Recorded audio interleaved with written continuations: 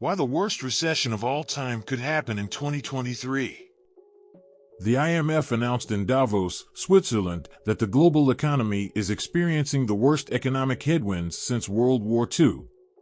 Hence, it could be awful news, but it could also be really wonderful news, depending on your perspective. I'm going to give you a history lesson today to explain why I'm concerned. This is the most concerning macro situation I've ever seen, and I believe the majority of people's understanding of it is incorrect. The Second World War was a fascinating time because, like COVID, the entire world was essentially confined to their homes or the battlefields. When everyone returned, there was no supply of products and commodities. Global supply chains were broken, and everyone returned to consuming, and guess what? Inflation rose to 11% or maybe even higher, and that period was fascinating because interest rates rose, and the first thing that happened was the economy went back into recession, and inflation went negative because it was a massive tightening of monetary conditions. You raised the cost of goods on people and didn't raise their salaries enough. As a direct result of the Arab oil embargo of 1974, the price of oil tripled, interest rates increased, and inflation skyrocketed, and the economy immediately collapsed.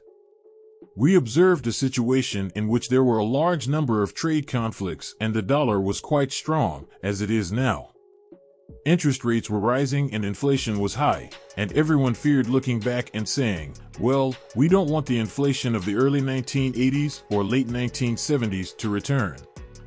As a result of Volcker's excessive tightening of interest rates, the economy collapsed. However, it did not enter a recession because the Fed swiftly began cutting interest rates.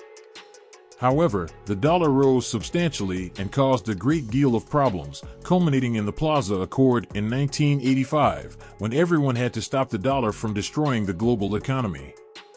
If you recall, the oil price was at $147, inflation was at 6%, and the Fed had been cutting down on these factors since the economy was collapsing. In 2018, the price of oil remained unchanged. Soaring inflation praised the Fed for hiking rates in an effort to tighten the balance sheet, which resulted in the economy rapidly reversing course. So what's going on? Why does this event continue to occur? Everyone extrapolates inflation indefinitely, but what actually happens is that consumption declines because we've tightened monetary conditions. As a result, the cost of your mortgage has increased at the quickest rate in history over the course of 1 year. Individuals are overextended on housing since they rushed into it in 2020 and 2021, leading to an increase in their interest rates. The spike in oil prices has led to an increase in petrol prices and other costs, as well as a rise in the dollar, which represents a tightening of the global economy. All of these factors show that the economy is returning to the level it was in 1974, which is a frightening full, and if we're not careful, we could see a very sharp and brutal recession, which would result in a GDP contraction of -5%. It could be short depending on Fed actions. We'll get to that in a moment. Hence, we are in a situation that has occurred numerous times in the past. There are forward-looking indicators available.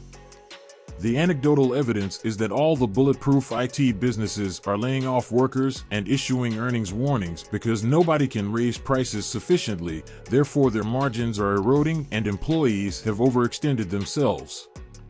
Amazon stated, "We've hired too many people, and we're one of the largest employers in the United States."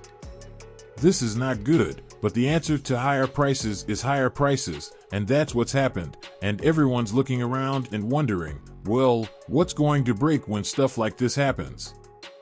The market goes down, something's got to break, but what? The monetary limitations we have set on firms and individuals are the most restrictive in all of human history. We also have China slowing down rapidly because of lockdowns, but they've also been in recession, and Europe is in the midst of a war and an energy transition, so there is no global growth here. Let's discuss some scenarios. Let me ask, when people use the term recession, they are referring to 3 consecutive quarters of negative growth. That is the scientific definition of a recession. Nevertheless, you and I believe that it also refers to a loss of jobs and a decline in your net worth due to declining asset values. What are the odds of slipping into depression? I would propose that depression is a much longer, sustained period. I do not believe that can occur at this time. The reason for this is because the Fed balance sheet conceals all bad things, because when they print money, it lowers the purchasing power of the dollar, and most central banks do it at the same time, and people always think it leads to inflation, but it actually leads to something far more pernicious and evil, which is currency debasement, and what that does and how it manifests itself is all the bad things. Considering that individuals are not returning to work, it is clear that this is not an average recession. You know that Apple says they're not going back to work. You also know that residential real estate is dependent on employment. If you claim that a recession results in the loss of jobs, as Amazon is experiencing, then the real estate market will be affected everywhere Amazon has an office. If you're extremely thirsty and I have a bottle of water, you'll pay anything for it. Yet, if I have 5 bottles of water, you'll think to yourself, I could use some of that water. I'll buy them all, but at a discount. If I gave you 1,000,000 bottles of water, you wouldn't want any of it since there is no longer a scarcity of water. Likewise, if you produce too much of something, it loses its value. Yes, there are times when we try to create new real estate, but generally real estate prices go up because it's a relatively scarce asset, same with gold and crypto, so that's the phenomenon, and it depends on how quickly they deploy the balance sheet, because this balance sheet magic optically changes markets, and if markets go up, household net worth stabilizes and spending returns, companies stop laying off workers, so it's a good thing. Trump responded to the man who shouted, "You're killing my economy," with, "Well, I need to do this, but the economy cannot handle higher interest rates because everyone is so in debt and so old." This is the issue. Employees did not return to work in 2022, therefore all of these REITs, or real estate investment trust, I believe it was a $30 trillion debt that is now $200 trillion off balance sheet, and they keep cutting rates and all of this, but the question is, can they keep doing the same thing given the conditions? It's going to take us back to the 1940s in a second, but you're going to get destroyed due to supply chain issues and all of this, and your wages won't keep up, so we can destroy household net worth and everything's leveraged, so all that borrowing can destroy household net worth.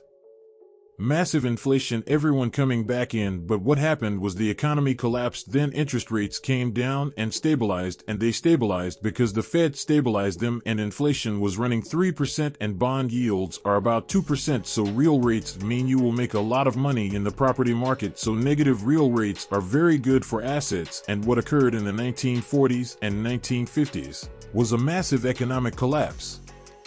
What actually resulted was something quite different: the rise of technology, the emergence of the United States as a major powerhouse, and the reconstruction of Europe. The period of Japan's rise was phenomenal. The Bretton Woods Agreement, where the dollar became the reserve currency of the world, and where all these very amazing things happened for America, occurred at the same time as the establishment of the Geneva Convention, the International Monetary Fund, the World Bank, and the United Nations. Is this what they're hinting to when they say that the Great Reset will cause everything to change once more? Yes, we are currently in the fourth turning, and this may be the final event of the fourth turning, or it may be merely a transitional period leading up to it. 2008 through 2020, and maybe now it just keeps propelling the globe in the way that we all know it must go. Thus, we must stop what we're doing and change what we're doing. I often say that the bond market is the truth, and the purpose of bond market participants is to determine only two things: the future rate of operation and economic development. In contrast, the stock market is influenced by earnings, emotion, and macroeconomics, and I believe we are currently sinking. You are aware that is a major issue. All cycles pass through it. It's roughly the age of a person. 20 years, you never mentioned that one either, and this matures and everything changes. The fourth training is always characterized by ineffective leadership, and today is no exception. Nonetheless, those who are punished are those who are still using yesterday's concepts. We discussed how bull markets make stupid people look smart, so you could be really stupid and put your money on Apple and get really rich, or Bitcoin and think, oh my God, I'm rich, I'm smart, and then the bear market shows you how stupid you are. All the stupid people who think they're smart will find out how stupid they are, and when the crash comes, it will be very interesting. If you're on a mission to build generational wealth, write the word wealth in the comments and give this video a like. That way we know how many of you are interested in more wealth building content in the future.